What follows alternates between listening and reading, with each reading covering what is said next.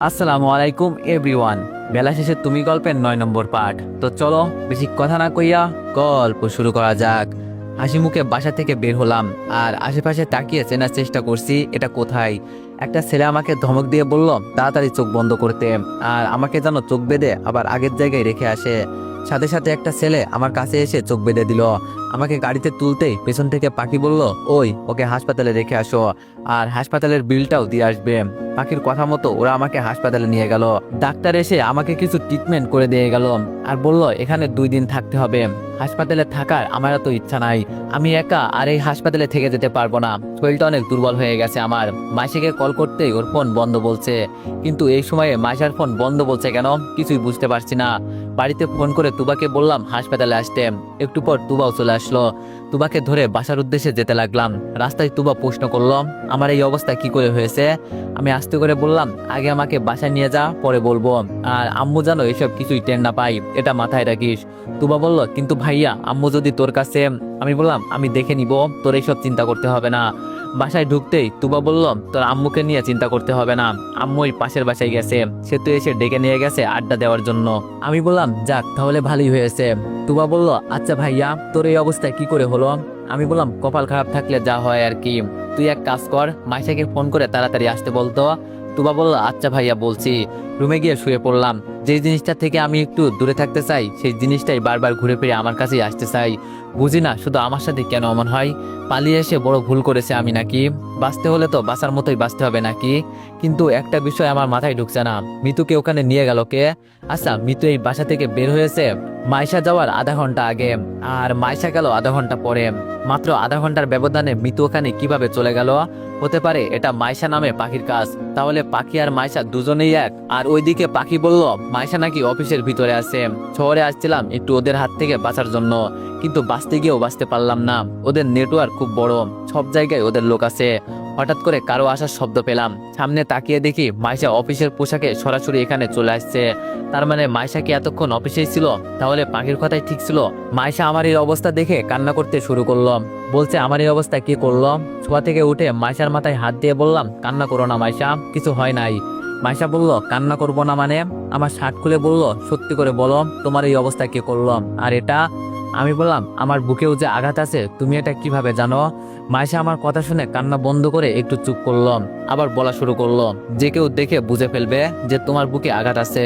এমন বোকার মতো কেন প্রশ্ন করো তুমি? আর তোমার এই অবস্থা কে করলো আমাকে শুধু একবার বলো। আমি বললাম তুবা তুই একটু বাইরে যা তো। তুবা আমার কথা শুনে মুখ বাঁকিয়ে বাইরে চলে গেল। তুবা যেতেই মাইশা আমার মুখে হাত দিয়ে কান্না করতে করতে বলল তোমার এই অবস্থা দেখে আমার খুব খারাপ লাগছে। প্রিয়জন যদি অসুস্থ থাকে তাহলে আমি কিভাবে ঠিক থাকবো বলো? ওই বলো না কি করছে তোমার এই অবস্থা, আমি ওকে ছাড়বো না। হাত দিয়ে মাইশার চোখের পানি মুছে বললাম আরে পাগলি এই জন্য কান্না করতে হয়? আচ্ছা তুমি কি আমাকে মৃত্যুর মতো মাঝপথে রেখে একা চলে যাবে না তো? মাইশা আমার ঠোঁটে ঠোঁট লাগিয়ে কিছুক্ষণ পর ছেড়ে দিয়ে বলল এই জীবন যতদিন আছে ততদিন তোমাকে ছাড়া আমি এক মুহূর্ত থাকতে পারবো না। আমাকে কি তোমার মৃত্যুর মতো বেঈমান মনে হয়? আমি পাশে থাকতে তোমার কিছুই হবে না। আর একদিন যদি আমার অনুমতি ছাড়া বাইরে যাও না মেরে ফেলবো একদম। আজকে যদি তোমার কিছু হয়ে যেত। আচ্ছা এটা তো বললে না তোমার সাথে এমন করলো কে? আমি বললাম এই প্রশ্নটা জিজ্ঞেস করো না মাইশা, বলতে পারবো না। মাইশাকে না বলার একটাই কারণ আছে, পরে বলবো। মাইশা বলল ওকে বেবি বলতে হবে না, আগে তুমি সুস্থ হও পরে শুনবো। কি ব্যাপার মাইশা আমাকে বেশি জোর করলো না কেন? মাঝে মাঝে ওকে দেখে আমার সন্দেহ হয়, আবার ওর আচরণে মনে হয় মাইশা নামের ব্যক্তি 2জন আছে। মাইশা আমাকে ছেড়ে বলল আমি অফিসের মিটিং রেখে ওদের বসিয়ে রেখে আসছি, বলছি যাবো আর আসবো, এখন কি আমি যেতে পারি স্যার? আমি বললাম ও চলে যাবে, আচ্ছা তাহলে যাও। মাইশা বলল রাগ করছো বুঝি? আমি বললাম না রাগ করার কি আছে, কাজ তো করতেই হবে। মাইশা বলল বিয়ের পর অন্য কোনো কাজই করব না, তোমার সেবা করে করে সারা জীবন কাটিয়ে দিব, আর তুমি সবকিছু দেখাশোনা করবে। আমি বললাম সে পরে দেখা যাবে। মাইশা বলল আমি কি রাতে আসবো? আমি বললাম না তোমার আর কষ্ট করে আসতে হবে না, এমনি জার্নি করে রাতে ঘুমাতে পারোনি। মাইশা বলল আচ্ছা নিজের খেয়াল রাখবে কেমন, যদি বেশি কষ্ট হয় আমাকে কল করবে, আমি সাথে সাথে এখানে চলে আসবো। মাইশা উঠে চলে যাবে। আমি আবার ওর হাত ধরে বললাম মন চাই তোমাকে আমার কাছেই রেখে দিই। মাইশা আমার দিকে তাকিয়ে বলল আজকে এত ভালোবাসা কোথা থেকে আসছে তোমার? হ্যাঁ। আমি বললাম ভালোবাসা তো অনেক আছে, কিন্তু দেখতে পারছি না, হঠাৎ করে কথা বন্ধ করে বসে আছি। মাইশা আমার হাত ঝাঁকি দিয়ে বলল ওই তোমার কি হয়েছে, হ্যাঁ কথা বলছো না কেন? আমি বললাম শরীরটা অনেক খারাপ লাগছে মাইশা, বুঝলাম না হঠাৎ করে কেন এমন হচ্ছে। মাইশা আমার পাশে বসে বলল, থাক আজ আর যাবো না অফিসে, যদি তোমার কিছু দরকার লাগে তখন কে আসবে? আমি বললাম, থাক লাগবে না, তুমি অফিসে চলে যাও। মাইশা বলল, আরে না, চুপচাপ বসে থাকো, এখন কাপড় তো চেঞ্জ করতে হবে, সব তো বাসায় রেখে আসছি। আমি হাসি দিয়ে বললাম, আমার শার্ট প্যান্ট পরে ফেলো, ভালো দেখাবে, নইলে তোমার কাছ থেকে কাপড় নিয়ে পড়ো। মাইশা আমার গালে একটা কিস দিয়ে বলল, আমি তো এখন আমার স্বামীর বাড়িতে, তাই তোমার কাপড় পরাই আমার কাছে বেস্ট হবে। মাইশা আমার শার্ট প্যান্ট নিয়ে ওয়াশরুমে চলে গেল। ভাবলাম মাইশার ফোনটা একটু চেকিং করে দেখি, ও কি সত্যি পাখি নাকি মাইশা। কিন্তু এই মুহূর্তে আমার ফোন বাজতে লাগলো। ভাবলাম এখন আবার কে কল করলো, সবাই তো এখন আমাদের বাসায় আছে। ফোন রিসিভ করতেই ওপাশ থেকে চিকন কণ্ঠে আওয়াজ আসলো, আমি কি সঠিক নম্বরে কল দিয়েছি কিনা।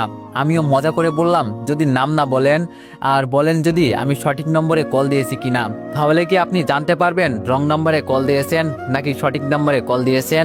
মেয়েটি বলল, ও তাই তো, আচ্ছা সরি, আপনি দীপু তাই না? আমি বললাম, সঠিক জায়গায় কল এসেছে, কিন্তু আপনাকে তো চিনলাম না আপু।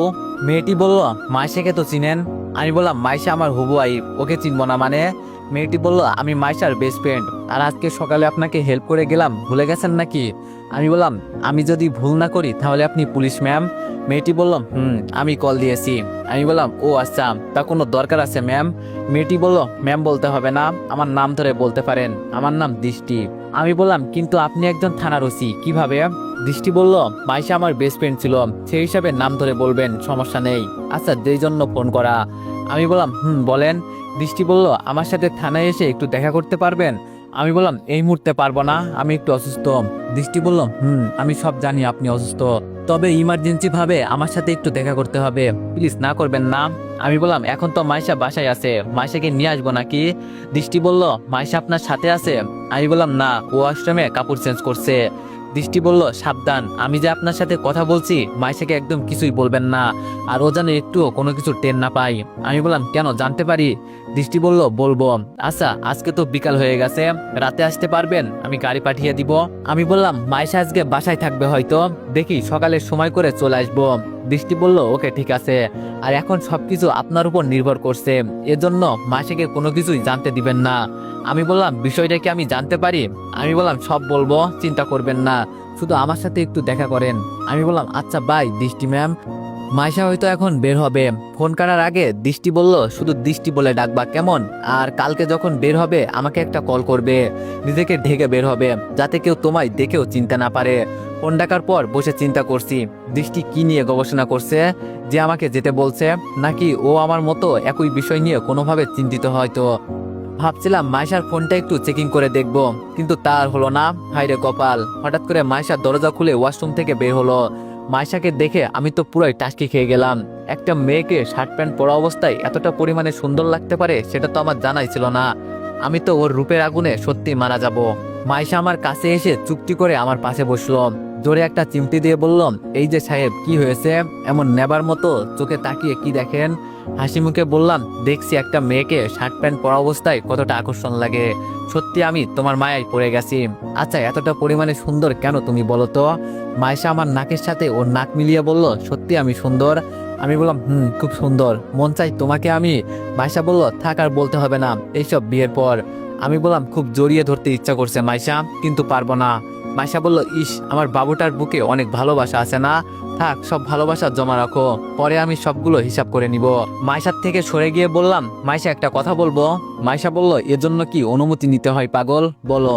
আমি বললাম, এই পোশাকে সাবধান, কোথাও বের হবা না, এখানে থাকতে পারো, সমস্যা নেই, আম্মু আর তুবা কিছু বলবে না, কিন্তু বাইরে কারোর সামনে একদম যাবে না, আমি চাই না আমি ছাড়া তোমাকে এমন ভাবে কেউ দেখুক। মাইশা বলল, আমার পাগলটার আমাকে নিয়ে অনেক চিন্তা আছে দেখি, তোমাকে এত চিন্তা করতে হবে না বেবি, আমি তো তোমাকে দেখানোর জন্য পোশাক পরছি, আর বাইরে যাব কেন, আমার কি মাথা খারাপ হয়ে গেছে?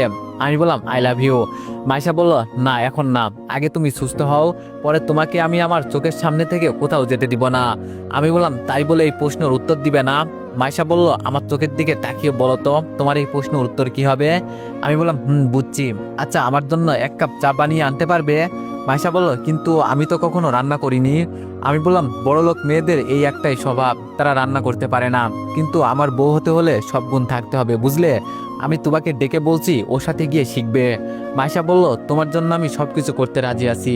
আমি বললাম সে তো আমি জানি, আর উন্না নিয়ে যাও সাথে, এভাবে যাবে না একদম। মাইশা দাঁড়িয়ে যেতে যেতে বলল এতটা পরিমাণে ভালোবাসো আমাকে, আমি তো ভাবতাম কোনোদিনই তোমার ভালোবাসা পাবো না।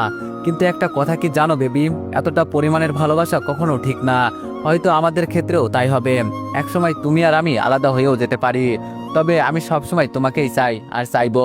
আমার পাপের শাস্তি হয়তো এই পর্যন্ত বলে মাইশা চলে গেল, আর কোনো কথা বলল না। তবে মাইশার লাস্টের বলা কথাগুলো আমার কানে এখনো বাজছে। ও এমন করে বলল কেন, আমার মাথায় তো কিছুই ঢুকছে না। আরও আলাদা হয়ে যাবে বলতে কি বোঝালো? আরে ধুর, মাইশা আমাকে ভয় দেখাচ্ছে আর আমিও ভয় পেয়ে গেলাম। কতটা বোকা আমি, হ্যাঁ। একটু পর মাইশা চায়ের কাপ হাতে নিয়ে বলল এখন খেয়ে দেখো তো কেমন হয়েছে। তা অল্প একটু খেয়েই বুঝে গেলাম এটা তুবা তৈরি করেছে। মাইশার দিকে তাকিয়ে বললাম চা তো তুমি তৈরি করো নাই, তুবা বানিয়ে দিয়েছে না? মাইশা বলল তুমি বুঝলে কি করে? আমি বললাম আমি প্রতিদিনই ওর হাতে চা খাই। আর তুমি কি কিছু শিখতে পারলে? মাইশা বলল শিখেছি, শুধু আগুন জ্বালানো। মাইশার মাথায় টুকা দিয়ে বললাম এটাই তো আজকের জন্য অনেক, যখনই সময় পাবে আম্মুর কাছে এসে রান্না করা শিখবে, পারবে না? মাইশা বলল পারবো না কেন? আমি বললাম মাইশা আম্মু আসলে আম্মুকে একটু 2 পাঁচ বুঝিয়ে দিও, নইলে আম্মু এসে আবার কান্না করা শুরু করবে।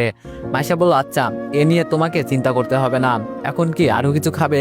আমি বললাম না, আমি আর খাবো না, তুমি গিয়ে খাও, তোমার মুখটা এমনি শুকিয়ে গেছে, যাও তুবার তুমি কিছু খেয়ে নাও। মাইশা বলল একা একা থাকতে পারবে?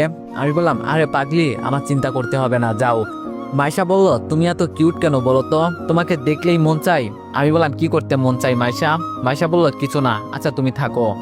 আমি মাইশার কথা শুনে মুস্কি মুস্কি হাসতে লাগলাম। মাইশা চলে যাওয়ার পর কিছুক্ষণ বসে বসে গেম খেললাম।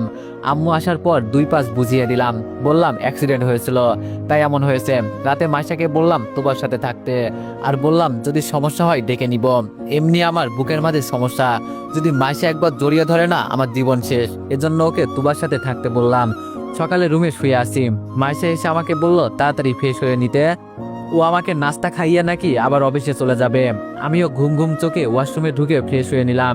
বের হয়ে বিছানায় বসতেই মাইশা নাস্তা হাতে রুমে ঢুকে বলল এতটা বেলা হয়ে গেছে, এত দেরিতে ঘুম থেকে উঠলে চলবে না, আরো আগে উঠতে হবে। আমি বললাম কি করব বলো, রাতে একটু ব্যথা করছিল এজন্য দেরিতে ঘুমাতে হয়েছে। মাইশা বলল আমাকে তো বললে না, এখন তোমার কেমন লাগছে? আমি বললাম এই তো মোটামুটি ভালো। মাইশা আমার মুখে খাবার তুলে দিয়ে বলল এখন খেয়ে নাও, পরে কথা বলবো। আমি বললাম তুমি খেয়েছো? মাইশা বলল আম্মু আমাকে জোর করে খাইয়ে দিছে, ভাবছিলাম তোমার সাথে খাবো। আমি বললাম ভালো করছে। খেতে খেতে মাইশা প্রশ্ন করলো আর মাত্র 2 দিন? আমি বললাম আর মাত্র 2 দিন কিসের মাইশা? মাইশা বলল মনে করে দেখো, তুমি ভুলে গেছো না? আমি বললাম ও হ্যাঁ মনে পড়ছে, শুক্রবারে তো আমাদের বিয়ে। মাইশা একটু লজ্জার ভাব করে বলল আমরা একটা পবিত্র বন্ধনে যুক্ত হয়ে যাব, এটা ভেবেই আমার খুব ভালো লাগছে। আমি বললাম জানো মাইশা, আমারও খুব ভালো লাগছে, তোমার মতো একটা মেয়ে আমার বউ হবে, এটা তো আমার ভাগ্যের বিষয়। মাইশা বলল এভাবে বলবেন না, আমার লজ্জা লাগে। আচ্ছা এখন কি আমি তাহলে যেতে পারি? আমি বললাম যাও, আর কোনো ছেলের দিকে একদম তাকাবে না, কেমন? মাইশা আমার ঠোঁটে কিস করে বললাম আমি জানি তো আমার বেবি আমাকে কতটা ভালোবাসে আর আমার জন্য কতটা চিন্তা করে, এত চিন্তা করতে হবে না, তুমি ছাড়া আমার এই মনে কেউ নেই। আর যদি কোনো কিছু দরকার হয় আমাকে বলবে, কেমন? আমার অনুমতি ছাড়া একদম বাইরে কোথাও যাবে না, যদি একবার আমাকে না বলে কোথাও যাও না পরে দেখতে পারবে। আমি বললাম আচ্ছা যাও, কথা দিলাম। এখন তো খুশি? মাইশা বলল খুব খুশি। আচ্ছা তাহলে আমি আসি। আমি বললাম মন তো চাই তোমাকে চোখের সামনে বসিয়ে রাখি। মাইশা যেতে যেতে বলল পাগল প্রেমিক আমার। মাইশা চলে যাওয়ার পর দৃষ্টিকে ফোন করে বললাম গাড়ি পাঠাতে। আম্মু আর তুবাকে জোরে ডাক দিয়ে বললাম এখানে আসতে। আম্মু ঝালমুড়ি হাতে আমার পাশে এসে বসলো, হয়তো মাইশা বানিয়ে দিয়ে গেছে, ও এগুলো খুব পারে, যত আজে বাজে জিনিস সবও ভালো বানাতে পারে। তুবা আমার সামনে দাঁড়িয়ে বলল ভাইয়া ভাবি বলেছে আজকে থেকে তোর উপর নজর রাখতে, যেন তুই কোথাও না যেতে পারিস। তুবার দিকে তাকিয়ে বললাম আম্মুকে আমার বিষয়ে সবকিছু বলছিস তো? তুবা বলল বলছিলাম কিছু কিছু। আমি আম্মুর দিকে তাকিয়ে বললাম আম্মু আমার সাথে কেউ একজন গেম খেলছে, ওরা চায় আমার পরিবারের সবাইকে মেরে ফেলতে, শুধু আমার একটা ভুলের কারণে এমন হয়েছে, যদি সেই দিন আমি পালিয়ে না আসতাম তাহলে আমাকে ওরা মেরে ফেলতো। আর চিন্তা করো না, তোমাদের কিছুই হবে না আমি থাকতে। আম্মু আমার মাথায় হাত দিয়ে বলল কিন্তু বাবা আমার ভয় হয় যদি তোর কিছু হয়ে যায়, আর ওদের সাথে লাগতে গেলি কেন? আমি বললাম এখানে আমার কোনো দোষ ছিল না আম্মু, ওরা আমাকে রাস্তা থেকে তুলে নিয়ে গিয়েছিল, চিন্তা করো না, আমার কিছু হবে না। আর তুবা, তুই ভালো করে শোন, আজকে থেকে আমি কোথায় যাই আর না যাই মাইশাকে কিছু বলবি না একদম। মাইশা যেন কোনোভাবেই জানতে না পারে আমার বিষয়ে। আম্মু আমার মুখে ঝালমুড়ি দিয়ে বলল, ও তো তোর জীবনের সাথী হবে, তাহলে ওকে তো বলা দরকার না সবকিছু। মনে মনে বললাম, কি করে বুঝাই তোমাকে আম্মু, এখানে মাইশা নামে ব্যক্তি দুইজন আছে। আমি এখনো শিওর না কোনটা আসল মাইশা আর কোনটা নকল মাইশা, তবে খুব তাড়াতাড়ি এর সমাধান খুঁজে বের করব। আম্মুকে হতাশ না করে বললাম, দেখো আম্মু, মাইশা সারাদিন অফিস করে, নানা রকম চিন্তা থাকে ওর মাথায়, কখন কি করবে, তাই ওকে আর কোনো বাড়তি টেনশন দিতে চাই না। আমার বিষয় বরং আমি নিজেই দেখে নিব। তুবা আমার পাশে বসে বলল, কিন্তু ভাইয়া ভাবি যে বলল। আমি বললাম, তোর ভাবি আমার থেকে ভালো হয়ে গেল তোর কাছে? তুবা আমার হাত ধরে বলল, সরি ভাইয়া, আর হবে না। আমি বললাম, মনে থাকে জানো। এখন বাইরে গিয়ে দেখ, একটা পুলিশের জিপ গাড়ি আসার কথা, আসলে আমাকে ডাক দিবি। আম্মু ধমক দিয়ে বলল, এই অসুস্থ শরীর নিয়ে এখন আবার কোথায় যাবি? আমি বললাম, আম্মু তোমার কিছু চিন্তা করতে হবে না, কিছু হবে না আমার। আম্মু বলল, কিন্তু পুলিশ আসলো কেন? আমি বললাম, ওই মনে করো তোমার ছেলের কাজে এখন পুলিশ সাহায্য করবে, এখন আমি আর একা না। আম্মু বলল, আচ্ছা সাবধানে সবকিছু করিস। আম্মু চলে যাওয়ার পর রেডি হলাম। দুবার ডাক দিয়ে বলল, গাড়ি এসে গেছে। আস্তে আস্তে হেঁটে গিয়ে গাড়িতে বসলাম। আমাকে নেওয়ার জন্য দুইজন কনস্টেবল এসেছে। আমাকে যে পুলিশ সাহায্য করবে এই জন্য আম্মুকে বললাম, যেন আম্মুর মনের ভিতর থেকে ভয়টা দূর হয়ে যায়। গাড়ি থেকে নেমে থানার ভিতরে যেতেই একটা ছেলে হাতে ইশারা করে দেখিয়ে দিল ভিতরে যেতে।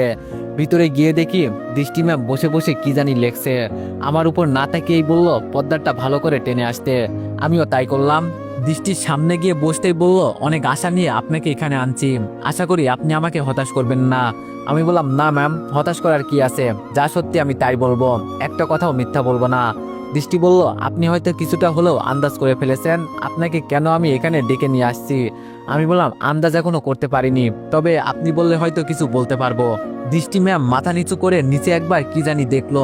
কিছুক্ষণ পর আমার দিকে তাকাতেই আমি বুঝে গেলাম উনি কান্না করছে। আমি অবাক হয়ে বললাম, আপনি কান্না করছেন কেন ম্যাম, কি হয়েছে আপনার? দৃষ্টি বলল, কান্না করছি কেন আমি তাই বলছো না? আমার জীবন ওরা নষ্ট করে ফেলেছে। আমি ওনাকে আশ্বাস দিয়ে বললাম, কি হয়েছে আমাকে বলুন তো, আমি যতটুকু সম্ভব হয় সাহায্য করব। দৃষ্টি বলল, আমার আপন বলতেই পৃথিবীতে একটা মাত্রই ছোট বোন ছিল। সেই দিন কলেজ থেকে আসার পর ওকে আর খুঁজে পাওয়া যাচ্ছে না। আর আমি ভালো করেই খোঁজখবর নিয়ে দেখছি, আমার বোনের মতোই অনেক ছেলে মেয়ে এভাবে নিরুদ্দেশ হয়ে গেছে। অনেকেই আমাদের থানায় এসে ডায়েরি লিখে গেছে, কিন্তু আমরা কিছুই করতে পারলাম না। কি করব আমি বলেন, যেখানে আজ 10 দিন ধরে আমার বোনকে খুঁজে পাওয়া যাচ্ছে না। আমি বললাম, কি 10 দিন? দৃষ্টি বলল, 10 দিন। এবার আমার চোখ দিয়ে পানি পড়ছে দৃষ্টি ম্যামের কথা শুনে। আমি কথা বলার মতো কোনো শব্দ খুঁজে পাচ্ছি না। কি বলে ওনাকে সান্ত্বনা দিব তাই চিন্তা করছি। ম্যাম ওনার চোখের পানি মুছে বলল, একে আপনি কান্না করছেন কেন? যেখানে আমার বোনকে আমি খুঁজে পাচ্ছি না সেখানে আপনি? তোতলাতে তোতলাতে বললাম, আপু আপনার বোনকে হয়তো ওরা মেরে ফেলেছে। দৃষ্টি লাফ দিয়ে উঠে আমার গলা চেপে ধরে চিৎকার দিয়ে বলল, তুই কি বললি? আমার বোনকে মেরে ফেলছে মানে কি বলতে চাস? তাড়াতাড়ি একটা মেয়ে এসে দৃষ্টি ম্যামকে ছাড়িয়ে বলল, শান্ত হন ম্যাম, এত রেগে যাবেন না। অনেকটাই সময় চলে যাওয়ার পর ম্যাম আমাকে সরি বলে বলল, কি করব বলো? নিজের আপন মায়ের পেটের বোনের নামে এইসব শুনলে রাগ কার উঠবে না বলো? আর হঠাৎ করে এই কথা বললে কেন? আমি বললাম, তার আগে একটা কথা জানতে চাই, আমাকে কিভাবে আপনি সন্দেহ করলেন যে আমি এইসব সম্পর্কে জানি? দৃষ্টি ম্যাম একটা ভিডিও আমার সামনে প্লে করে বলল, এই যে এখানে দেখো, ভিডিওতে দেখা যাচ্ছে আমার চোখ বেঁধে নিয়ে যাচ্ছে, আর ভিডিওর শেষে আমাকে আবার হাসপাতালের বেডে দেখা গেল। দৃষ্টি ম্যাম ফোনটা হাতে নিয়ে বলল, এজন্য তোমার উপর আমার একটু সন্দেহ, তুমি হয়তো এই সম্পর্কে কিছু বলতে পারবে। আমি বললাম, বলবো এক সত্যি, যদি আমাকে ওদের মারতে সাহায্য করেন। দৃষ্টি বলল, অবশ্যই করব, যদি সেটা ন্যায় বিচার হয়। আমি বললাম, তাহলে শুনুন, প্রথম থেকে শুরু করে পাখি আর মিমের হাজবেন্ডের বিষয়ে সব বললাম, আর মাইশা আর পাখির মতো মেয়ে দেখতে যে দুইজন সেটাও বললাম। আমার শরীর থেকে শার্টটা খুলে দেখিয়ে বললাম, আমি একা আর ওরা অনেকজন, কিভাবে পারি বলেন, কি করার আছে আমার? দৃষ্টি ম্যাম কান্না করতে করতে বলল, তাহলে আমার বোনকে ওরা? আমি বললাম, হয়তো এখনো মারে নাই, এই কারণটা পরে বলবো, তবে আমাদের কিছু একটা করতে হবে। দৃষ্টি বলল, প্রতিটা থানায় প্রতি রিপোর্ট আসছে যে মানুষ নাকি উধাও হয়ে যাচ্ছে, আর ওরা এতটা পরিমাণে নিকৃষ্ট কিভাবে হতে পারে? ছাড়বো না আমি ওদের, তবে তুমি কি কোনো ঠিকানা বলতে পারবে ওদের? আমি বললাম, দেখেন ম্যাম, সবসময় আমার চোখ বেঁধে নিয়ে গেছে। খুব চেষ্টা করছি আমি জানতে যে আমি কোথায় আছি, কিন্তু পারিনি, খুব তাড়া করা। দৃষ্টি বলল, আমার বোনের তো কিছু হবে না। আমি বললাম, আমি যতটুকু আন্দাজ করছি মাইশা যদি আপনার বেস্ট ফ্রেন্ড হয়, আর মাইশা যদিও দুইজন হয় তাহলেও কোনো সমস্যা নেই, কারণ আপনি যদি ওদের ধরার জন্য ওদের পিছনে পড়েন তাহলে আপনার বোনকে দেখিয়ে আপনাকে ভয় দেখাবে, এজন্য হয়তো আটকে রাখছে। আমার কথা শুনে দৃষ্টির দেহ হয়তো প্রাণ ফিরে আসছে, চোখের পানি মুছে বলল, একটা মানুষ কিভাবে আরেকটা মানুষকে মারতে পারে? আমি বললাম, ওরা টাকার জন্য সব পারে ম্যাম। দৃষ্টি বলল, আচ্ছা মাইশার কাহিনী বের না করে ওকে তুমি বিয়ে করলে পরে যদি। আমি বললাম, কি করব বলেন, আম্মুকে আমি কষ্ট দিতে পারবো না, আর মাইশা আমাকে খুব ভালোবাসে। আমার বিশ্বাস মাইশা নামের ব্যক্তি দুইজন আছে। দৃষ্টি বলল, এমনটা ভাবার কারণ? আমি বললাম, কারণ হলো পাখি নামের যে আছে ওর চেহারাটা একটু কালো, আর মাইশার চেহারা উজ্জ্বল।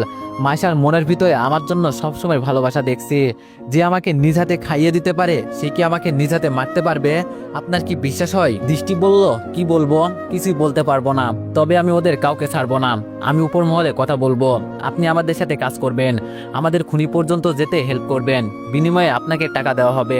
আর যদি সফল হই আমরা, আমি উপর মহলে অনুরোধ করব আপনার জন্য যেন আপনার একটা সরকারি চাকরি হয়ে যায়, বাকিটা আপনার ইচ্ছা। আমি বললাম, সে পরে দেখা যাবে, আগে আমি একা ছিলাম তাই কিছু করতে পারিনি, কিন্তু এবার করব। মিমের হাজবেন্ডের আর আমার এক্স বউ মিতুর ভিডিও দিয়ে বললাম, এই যে একটা প্রমাণ, আস্তে আস্তে সব হয়ে যাবে। দৃষ্টি বলল, আপনাকে অনেক অনেক ধন্যবাদ, তাহলে এখন থেকে আপনি আমাদের সাথে কাজ করবেন। আমি বললাম, কিন্তু আমি তো অসুস্থ।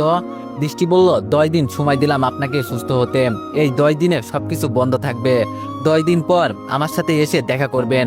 আর আপনার হাত ধরে বলছি, যদি ওরা আবার আপনার সাথে কথা বলতে চেষ্টা করে আমার বোনের বিষয়টা একটু দেখবেন, যদি কল দেয় সাথে সাথে আমার সাথে কন্ট্যাক্ট করবেন, ওদের লোকেশন ট্যাগ করতে হবে। আমি বললাম, আচ্ছা যতটুকু সম্ভব আমি চেষ্টা করব। দৃষ্টি হাতে গিয়ে দিয়ে বলল, তাহলে আজকে থেকে ফ্রেন্ড। আমি বললাম, কিন্তু আপনি এত বড় একজন।